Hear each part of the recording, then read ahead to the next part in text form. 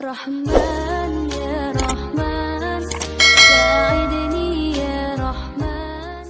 مولانا محمد عبده ورسوله صلی اللہ تعالی علیہ وعلى آلہ واصحابہ وبارک وسلم تسلیما کثیرا. اما بعد فاعوذ باللہ من الشیطان الرجیم. بسم اللہ الرحمن الرحیم. یا ایہا المدثر قم فانذر وربک فکبر وثیابک فطہر والرجز فاہجر. وقال تعالی وانذر عشیرتک الاقربین.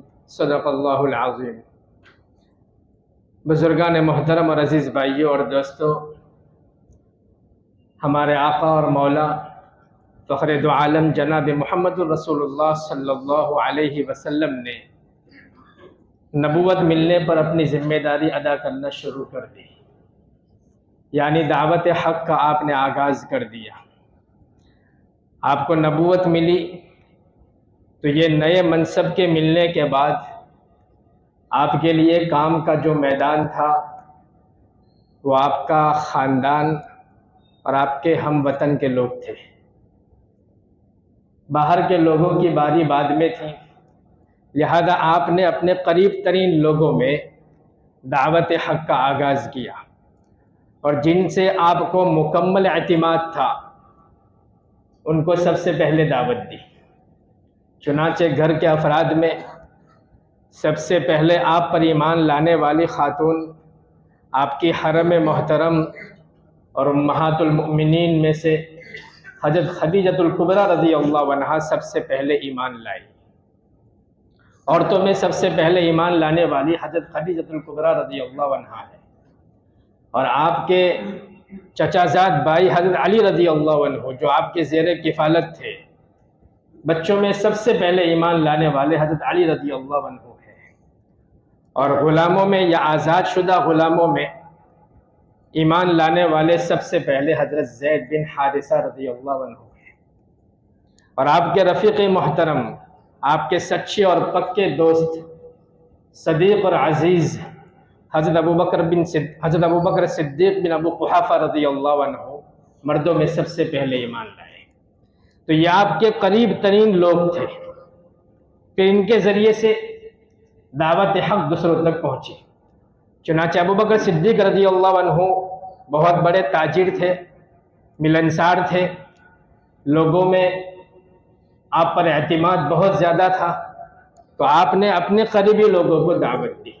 آپ کی دعوت پر حضرت عثمان غنی رضی اللہ عنہ ایمان لائے. پھر حضرت زبیر بن عوام رضی اللہ عنہ ایمان لائے. عبد الرحمن بن عوف رضی اللہ عنہ ایمان لائے. طلحہ بن عبید اللہ رضی اللہ عنہ ایمان لائے. یہ حضرات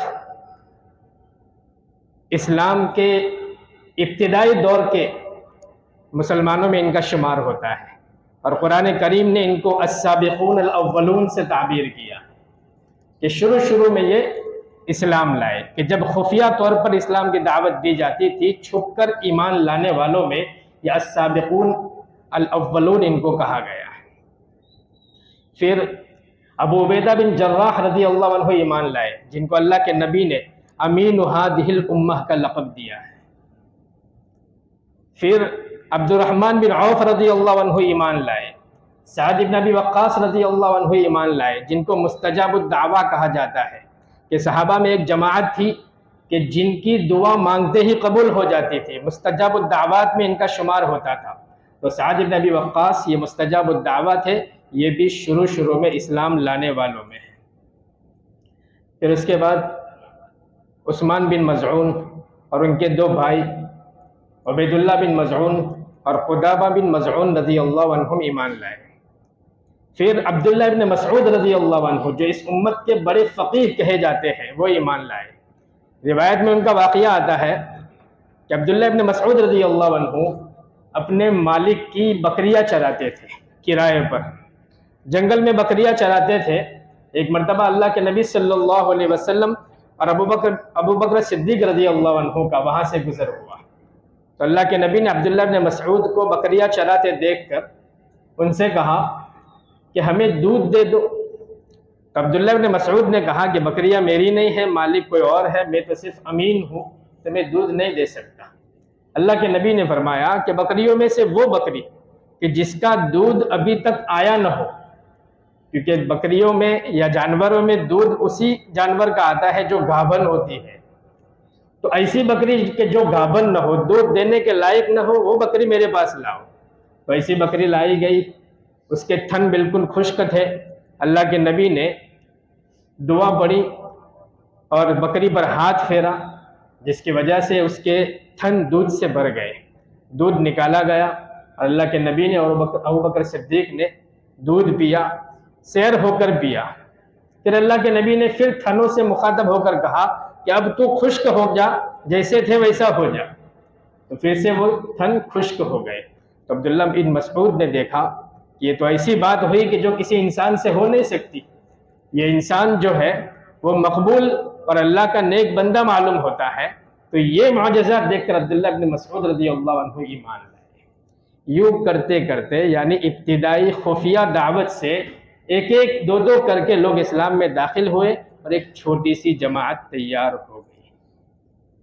پھر اللہ کے نبی کو اللہ تعالیٰ کی طرف سے حکم ہوا وَأَنذِرْ عَشِيرَتَكَ الْأَقْرَبِينَ کہ آپ اپنے قریبی لوگوں کو ڈرائیے، یعنی آپ تھوڑا کھل کر لوگوں میں اسلام کی دعوت دیجیے۔ یہ کیسے ہو سکتا تھا؟ تو اللہ کے نبی نے اس کے لیے اپنے جو رشتہ دار تھے، قریبی لوگ تھے، ان کی گھر پر دعوت کی۔ کھانے کے لیے لوگ جمع ہوئے تو ان میں 40 افراد تھے۔ کھانے کے لیے صرف ایک پیالہ یا ایک کٹورا سالن تھا۔ اللہ کے نبی نے دیکھا کہ اتنا سارے لوگوں کے لیے کافی نہیں ہے، تو سالن میں سے ایک بوٹی نکال کر کچھ پڑا، دم کیا اور بوٹی کو سالن میں رکھ دیا۔ وہ سالن پیالہ بھرا جو تھا وہ 40 لوگوں کے لیے کافی ہو گیا، پیٹ بھر کر سب لوگوں نے کھایا۔ دودھ کا پیالہ منگایا گیا اور اس پر بھی اللہ کے نبی نے دم بھرا، جس کی وجہ سے وہ دودھ بھی تمام لوگوں کے لیے کافی ہو گیا۔ کھانے سے فارغ ہو کر اللہ کے نبی کچھ کہنا چاہتے تھے، اس سے پہلے ہی اللہ کے نبی کے چچا ابو لہب جو آپ کا سخت مخالف تھا وہ کھڑا ہوا اور لوگوں سے مخاطب ہو کر کہنے لگا کہ دیکھا کہ محمد نے کھانے پر جادو کر دیا اور تمام لوگوں کے لیے کافی ہو گیا، میں نے محمد سے بڑا کوئی جادوگر نہیں دیکھا۔ اسی پر لوگ منتشر ہو گئے، اللہ کے نبی کو کچھ کہنے کا موقع نہیں ملا۔ کچھ دن بعد اللہ کے نبی نے پھر لوگوں کو اپنے گھر پر کھانے کے لیے جمع کیا اور کھانے کے بعد لوگوں سے کہا کہ لوگوں، میں حق کی دعوت دیتا ہوں، ایمان لے آؤ، اللہ کے عذاب سے ڈراتا ہوں۔ میرا قریب ہونا یا میرے قرابت کا رشتہ ہونا، میرے خاندان سے ہونا تم کو اللہ کے عذاب سے نہیں بچائے گا۔ اے بنی فلاں، اے بنی فلاں، یوں نام لے لے کر سرداروں کو پکارا اور ان سے کہا کہ تم ایمان لے آؤ ورنہ اللہ کے عذاب سے میں تمہیں بچا نہیں سکتا۔ اپنی بیٹی فاطمہ سے پکار کر کہا کہ بیٹی پیاری فاطمہ، تم بھی اپنے آپ کو ایمان لا کر جہنم کے عذاب سے بچاؤ ورنہ میرا باپ ہونا تمہیں جہنم سے بچا نہیں پائے گا۔ دنیاوی مدد میں میرا باپ ہونا تمہیں بچا سکتا ہے، دنیاوی مدد تمہیں حاصل ہو سکتی ہے، لیکن آخرت میں ایمان اور اعمال والے ہی نجات پائیں گے، لہذا تم ایمان لا کر اپنے آپ کو جہنم کے عذاب سے بچاؤ۔ یہ اللہ کے نبی نے قریب کے لوگوں کو جمع کر کے دعوت دی۔ پھر اللہ کے نبی نے ایک مرتبہ کوہ صفا پر چڑھ کر، کوہ صفا پہاڑی جو بیت اللہ کے قریب ہے، جس کے قریب میں ایک گھر تھا جس کو دار ارقم کہا جاتا تھا۔ حضرت ارقم بن ابی الارقم یہ بھی شروع میں اسلام لانے والوں میں تھا، اور ان کا گھر دار ارقم پیغمبر علیہ السلام کے لیے اول مرکز یہ بنا تھا، جو چپکے چپکے اسلام لاتے تھے اسی گھر میں جمع ہوتے تھے، اور وہاں جمع ہونا صرف مسلمانوں کو ہی معلوم تھا کہ مسلمانوں کی آپسی ملاقات اسی گھر میں ہو سکتی ہے۔ ایک مرتبہ اللہ کے نبی نے لوگوں کو عام دعوت دینے کے لیے دار ارقم کے پاس کوہ صفا پر چڑھ کر ایک اعلان کیا، یا صباحا۔ اس وقت کا دستور تھا عرب میں کہ جب کوئی اہم بات ہوتی تھی اور لوگوں کو پکار کر بلانا ہوتا تھا، کوئی ڈر کا ماحول ہو اور لوگوں کو بچانا ہوتا تھا، تو ایسی آواز لگائی جاتی تھی، یا صباحا کہہ کر لوگوں کو بلایا تو لوگ جمع ہونے لگے۔ آپ کے خاندان کے اور دوسرے خاندان کے بھی سربر آوردہ لوگ جو تھے وہ جمع ہوئے، سب جمع ہو گئے۔ تو اللہ کے نبی نے فرمایا کہ دیکھو آپ لوگ نیچے ہو اور میں چوٹی پر ہوں، اور میں جو پہاڑ کی چوٹی سے دونوں طرف دیکھتا ہوں آپ لوگوں کو وہ نظر نہیں آتا۔ اگر میں تم سے یہ کہوں کہ ایک لشکر پہاڑ کے پیچھے ہے اور وہ تم پر حملہ کرنے کی پلاننگ کر رہا ہے اور وہ دشمن کا لشکر ہے، تو کیا تم میری بات کو سچ مانو گے؟ تو بلا توقف سب نے کہا کہ آپ کو ہم نے امین اور صادق پہلے سے پایا ہے، آپ کو کبھی جھوٹ کہتا ہوا نہیں پایا، آپ کی بات کا ہم یقین کریں گے۔ تو اللہ کے نبی نے فرمایا کہ میں اللہ کے لشکر سے تم کو ڈراتا ہوں کہ توحید پر آ جاؤ، ایک اللہ کو مانو، شرک سے بچ جاؤ، ورنہ اللہ کا عذاب منتظر ہے۔ اتنا کہنا تھا کہ پھر آپ کا چچا ابو لہب کھڑا ہوا اور اس نے اللہ کے نبی کے متعلق کہا کہ کیا اسی لیے تو نے ہم سب کو جمع کیا تھا؟ تبا لک لہذا جمعتنا، کہ تیرا ایسا ویسا ہو، تو نے صرف اسی بات کے لیے ہم سب کو جمع کیا تھا۔ اللہ کے نبی نے بد دعا دی کہ تبت یدا ابی لہب، کہ ابو لہب کے ہاتھ ہلاک ہو۔ اللہ کے نبی کو اپنے ہی چچا کی طرف سے، کہ قریبی چچا تھے اور ان کا ساتھ نہ دینا آپ کو بڑا شاک گزرا، آپ نے بد دعا دی کہ تبت یدا ابی لہب۔ اللہ تبارک و تعالیٰ نے فوراً اس وقت آیت اتری کہ ابو لہب کے ہاتھ ہلاک ہو۔ یوں اللہ کے نبی صلی اللہ علیہ وسلم جیسا جیسا موقع ہوتا تھا لوگوں تک اسلام اور ایمان کی دعوت پہنچاتے تھے۔ انفرادی اور اجتماعی طور پر اللہ کے نبی لوگوں میں جا کر دعوت حق کو سمجھاتے تھے۔ کوئی گلی، کوئی میلہ، کوئی بازار ایسا نہیں تھا کہ جہاں اللہ کے نبی نہ گئے ہو اور ایمان کی دعوت نہ دی ہو۔ مکہ کی مشہور منڈیوں میں آپ گئے، مکہ کے مشہور بازار، چاہے وہ عکاظ ہو، عیینہ ہو یا ذیل مجاز ہو، ہر بازار میں جا کر چاہے کچھ افراد ہو یا تنہا منفرد کوئی ہو، اللہ کے نبی نے دن میں اور رات میں جا کر کئی لوگوں کو آپ نے سمجھایا کہ لوگوں ایمان لے آؤ، حق بات پر آ جاؤ، ایمان اور اعمال صالحہ پر جم جاؤ، ورنہ اللہ کے عذاب سے میں تمہیں بچا نہیں سکتا۔ تو طائف کا ذرہ ذرہ ہو یا عکاظ کا پتا پتا ہو، اللہ کے نبی صلی اللہ علیہ وسلم کی دین کی اشاعت کا وہ گہوارہ ہے۔ اللہ کے نبی قرآن کریم کی آیات سنا کر ان کو ڈراتے اور ان کو سمجھاتے اور دین کی بات ان کے کانوں تک پہنچا دے کہ لوگوں ایمان لے آؤ، ورنہ دنیا سے گزرنے کے بعد آخرت میں تمہیں ایمان اور اعمال صالحہ کے علاوہ کوئی تمہیں بچا نہیں سکتا۔ اب محترم بزرگوں، اللہ کے نبی نبوت سے پہلے 40 سال لوگوں کے درمیان رہے تھے۔ آپ کو امین اور صادق کہا جاتا تھا، آپ کو سچا اور پکا مانا جاتا تھا۔ نبوت کے بعد آپ کی مخالفت ہوئی، پھر بھی لوگ آپ پر اعتماد کرتے تھے اور امانتیں آپ کے پاس رکھواتے تھے۔ آپ کو نبوت کے بعد بھی سچا سمجھا جاتا تھا، کیونکہ آپ کو کبھی جھوٹا پایا نہیں تھا۔ تو ہونا تو یہ چاہیے تھا کہ آپ کی ان آخرت والی باتوں پر بھی لوگ یقین کر لیتے۔ کیا دشواری تھی ان کے لیے؟ اللہ کے نبی نے کون سی غلط بات کی تھی کہ امین پہلے تھے، صادق پہلے تھے، اب بھی امین اور صادق ہے، آپ کی بات پر یقین کر لیتے۔ لیکن محترم بزرگوں، ان کا یقین نہ کرنا یا تو حسد کی وجہ سے تھا، یا تو تعصب کی وجہ سے تھا، یا ضد، عناد اور سرکشی کی وجہ سے تھا۔ کہ بعض لوگ یہ سمجھتے تھے کہ یہ ہمارے خاندان کے نہیں ہے تو تعصب کی بنا پر ایمان نہیں لائے، بعض حسد کی وجہ سے کہ کوئی مکہ کا سردار یہ اعلان کرتا تو ہم ایمان لے آتے، اور یہ محمد بات کہہ رہا ہے اس کی بات پر ہم کیوں ایمان لے آئے، بعض ضد کی وجہ سے کہ دین ہمارے باپ دادا کا جو ہے اور صدیوں سے چلا آ رہا ہے، اور ہمارے اللہ کے علاوہ بہت سارے بت ہیں جن کی ہم پوجا کرتے ہیں، سجدہ ریز ہوتے ہیں، اور ان سارے بتوں سے ہٹا کر ہمیں صرف ایک اللہ کی دعوت دیتا ہے، تو یہ ضد اور عناد اور سرکشی کی وجہ سے لوگ ایمان میں داخل نہیں ہوتے تھے۔ اللہ کے نبی کو بہت تکلیف ہوتی تھی، آپ اندر اندر کڑتے تھے، غمگین اور غمزدہ رہتے تھے۔ بعض مرتبہ حالت ایسی ہو جاتی تھی کہ اللہ تبارک و تعالیٰ نے آیت اتاری کہ لعلک باخع نفسک، کہ آپ کی حالت ایسی ہو جاتی تھی کہ آپ کہیں اپنے آپ کو ہلاک نہ کر دے، کہ اتنا سمجھانے کے باوجود بھی لوگ ایمان نہیں لا رہے ہیں۔ ان ایمان نہ لانے والوں میں آپ کے چچا ابو طالب بھی تھے۔ ان کا تو آپ کو بڑا قلق تھا یہ چچا ابو طالب جو تھے آپ کے بہت بڑے حمایتی تھے. ابو طالب کی وجہ سے آپ کو پشت اور پناہی حاصل تھی کہ جس کی وجہ سے لوگ آپ کو تکلیف پہنچانے میں ذرا سوچتے تھے، کیونکہ ابو طالب جو تھے وہ مکہ کے سردار تھے اور ان کی پشت پناہی کی وجہ سے لوگ آپ تک ہاتھ پہنچا نہیں سکتے تھے. لیکن اللہ کے نبی کو قلق تھا کہ میرے سب سے بڑے حمایتی اور قریبی چچا ہونے کے باوجود یہ ایمان نہیں لائے. لیکن اللہ تبارک و تعالیٰ کو امت کو یہ دکھانا تھا کہ نبی جس کو چاہے اس کو ہدایت نصیب نہیں ہوتی، اللہ جسے چاہے اسے ہی ہدایت مل سکتی ہے.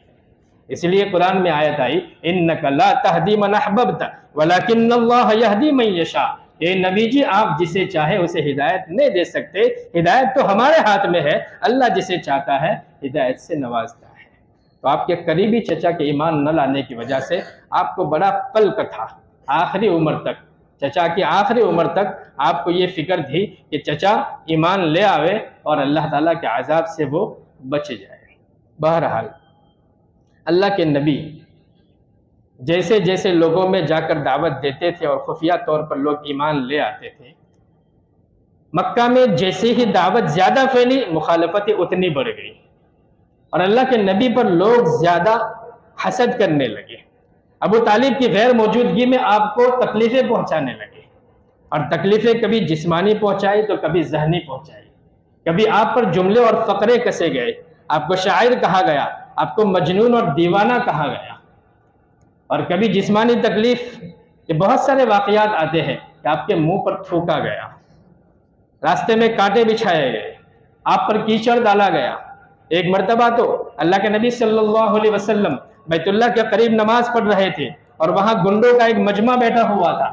اس مجمع میں کسی نے کہا کہ کیا ہی اچھا ہوتا کہ کوئی شخص کھڑا ہو کر قریب میں جو اونٹ ذبح ہوا ہے اس کی اوج لا کر محمد کی گردن میں لا کر رکھ دیتا. تو ان میں سے عقبہ بن معیط ملعون لعین بدترین شخص کھڑا ہوا اور اس نے کہا کہ یہ کام میں انجام دوں گا. قریب سے وہ اونٹ کی اوج گھسیٹ کر لایا اور اللہ کے نبی جب سجدے میں گئے، آپ کا چہرے مبارک زمین پر ٹکا ہوا تھا، اس نے بھاری اونٹ کی اوج اللہ کے نبی صلی اللہ علیہ وسلم کی گردن پر رکھ دی. اتنا وزن تھا، اتنا بوجھ تھا کہ آپ اپنا سر مبارک اٹھا نہیں پائے. بہت تکلیف ہوئی آپ کو. تو کسی نے حضرت فاطمہ الزہرا رضی اللہ عنہا کو اطلاع دی کہ آپ کے ابا جان کو یہ تکلیف دی جا رہی ہے. فاطمہ اگرچہ چھوٹی تھی لیکن والد محترم تھے، آئی دوڑتی ہوئی اور کسی طرح اس اونٹ کی اوج کو ہٹایا. اللہ کے نبی نے سر اٹھا کر جتنے لوگ تھے نام لے لے کر سب کے لیے بد دعا کی. مذاق اڑا رہے تھے. جیسے ہی اللہ کے نبی نے بد دعا کی تو ان کا ٹھٹھا بند ہو گیا، لیکن ان کو یقین تھا کہ اللہ کی بد دعا قبول ضرور ہوتی ہے. کیونکہ ایک مرتبہ کا یہ واقعہ بھی روایتوں میں آتا ہے کہ عتبہ لعین شخص ایک مرتبہ اس نے اللہ کے نبی صلی اللہ علیہ وسلم کو کوئی تکلیف دی تو اللہ کے نبی صلی اللہ علیہ وسلم نے اس کے لیے بد دعا کے یہ الفاظ کہے کہ اللہ تعالیٰ کتوں میں سے ایک کتا تجھ پر مسلط کر دے. تو اس کو یقین ہو گیا کہ میں کسی نہ کسی چیر پھاڑ والے جانور سے مارا جاؤں گا. تو ایک مرتبہ قافلے کے ساتھ وہ جا رہا تھا، قافلے کا کہیں پڑاؤ ہوا تو لوگوں نے قریب میں شیر دیکھا. اس نے جب شیر کا چہرہ دیکھا تو ڈر گیا، گھبرا گیا اور اس کو اللہ کے نبی کی بد دعا یاد آئی کہ مجھے اس شیر سے بچاؤ. تو قافلہ والوں نے درمیان میں اس کو اس طرح سلایا کہ شیر پہنچ نہ پائے. لیکن رات کو جب سوئے تو شیر سب کو سونگتا اور دیکھتا ہوا عتبہ کے قریب پہنچا اور سن کر اس نے پتہ لگایا کہ یہی ملعون شخص ہے اور اس کو چیڑ پھاڑ کر ختم کر دیا.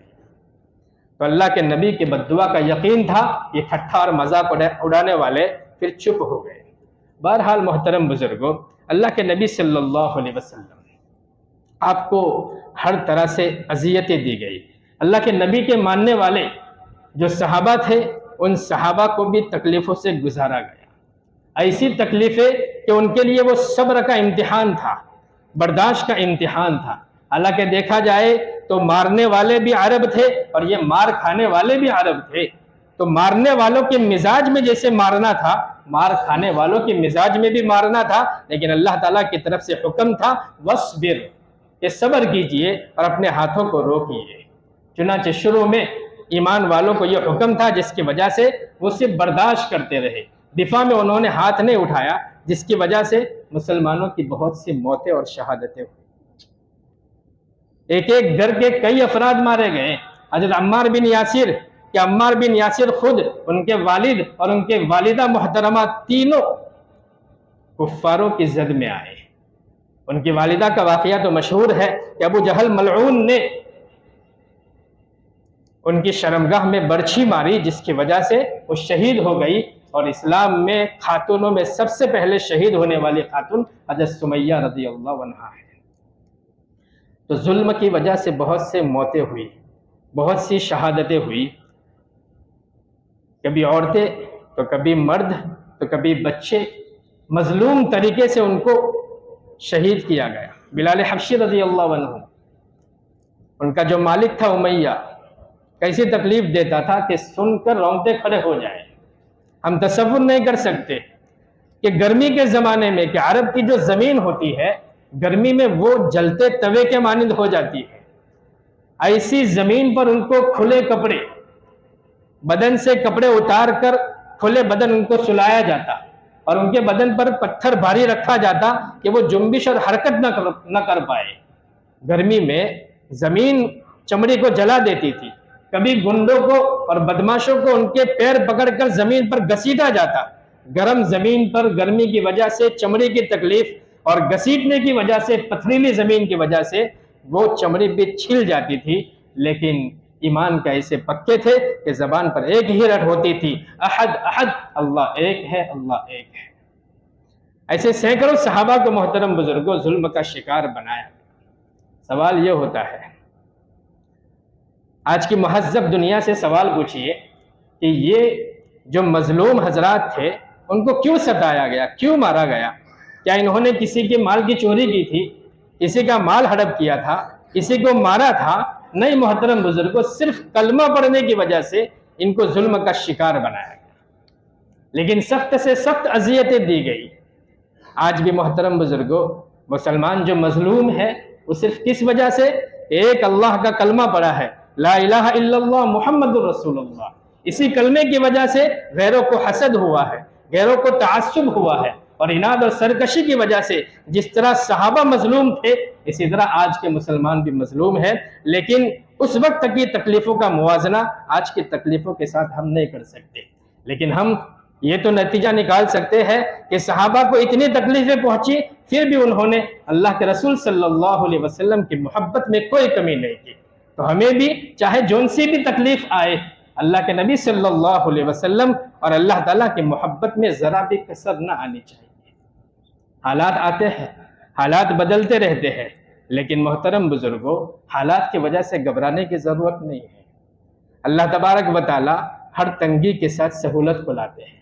صحابہ کے ساتھ شروع میں تنگی تھی، ظلم کا شکار ہوئے، لیکن جب اللہ تبارک و تعالیٰ کی طرف سے دفاع کا حکم ہوا تو اللہ تبارک و تعالیٰ نے ان کو فتح سے ہمکنار کیا۔ آپ اتنے ستائے گئے، آپ کے صحابہ اتنے ستائے گئے کہ آپ کو اگرچہ ابو طالب کی حمایت حاصل تھی، پشت پناہی حاصل تھی، لیکن لوگ ابو طالب کے پاس آ کر یہ مطالبہ کرتے کہ بھتیجے کو ہمارے حوالے کر دو، بھتیجے کو ہمارے حوالے کر دو تاکہ ہم اسے قتل کر دیں۔ ابو طالب کبھی کبھی تو حضور کو بلا کر سمجھاتے کہ میں اب بوڑھا ہو گیا ہوں، ضعیف ہو گیا ہوں، مجھ پر زیادہ بوجھ اور بار مت ڈالو۔ اللہ کے نبی فرماتے کہ چچا، اگر یہ لوگ میرے ایک ہاتھ میں سورج اور ایک ہاتھ میں چاند رکھ کر مجھے یہ کہے کہ حق کی دعوت کو چھوڑ دو تو میں اس کے لیے تیار نہیں ہوں۔ چچا اگر آپ میری حمایت کرو تو ٹھیک ہے، اگر حمایت نہیں کرتے تو آپ کی مرضی ہے۔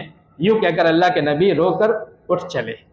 چچا نے پھر بلایا کہ بھتیجے گھبرانے کی ضرورت نہیں ہے، جب تک میں زندہ ہوں میری پشت پناہی اور حمایت تجھے حاصل رہے گی۔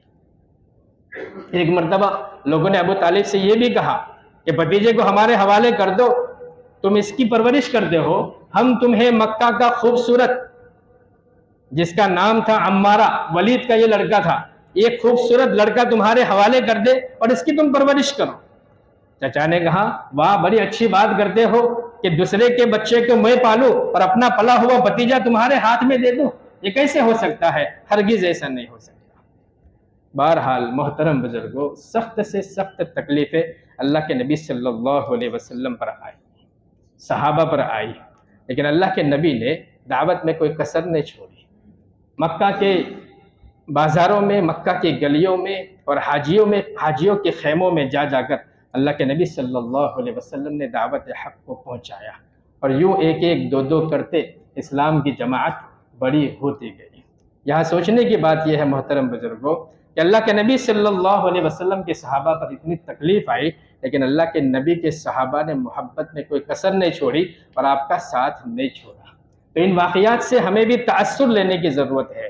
نتیجہ یہ اخذ کرنا ہے کہ ہم بھی اللہ کے نبی صلی اللہ علیہ وسلم کی سیرت کو جانتے ہیں، اللہ اور اللہ کے رسول کو مانتے ہیں، اگر اس کے باوجود ہمارے اوپر کوئی تکلیف آئے تو ہمیں ہمارے ایمان میں تزلزل نہیں آنا چاہیے، ہمارے یقین میں کمی نہیں آنی چاہیے، اللہ کے رسول صلی اللہ علیہ وسلم کی محبت میں قصر نہیں آنی چاہیے۔ بس اللہ تعالیٰ سے دعا کرتے ہیں کہ اللہ تبارک و تعالیٰ ایمان کامل اور ایمان دائم ہمیں عطا فرمائے، اور اللہ کے نبی صلی اللہ علیہ وسلم کی سیرت سے بے پناہ محبت کرنے کی توفیق عطا فرمائے۔ آمین یا رب العالمین، وآخر الدعوانا الحمدللہ رب العالمین۔ Subscribe now and press the bell icon. Never miss an update.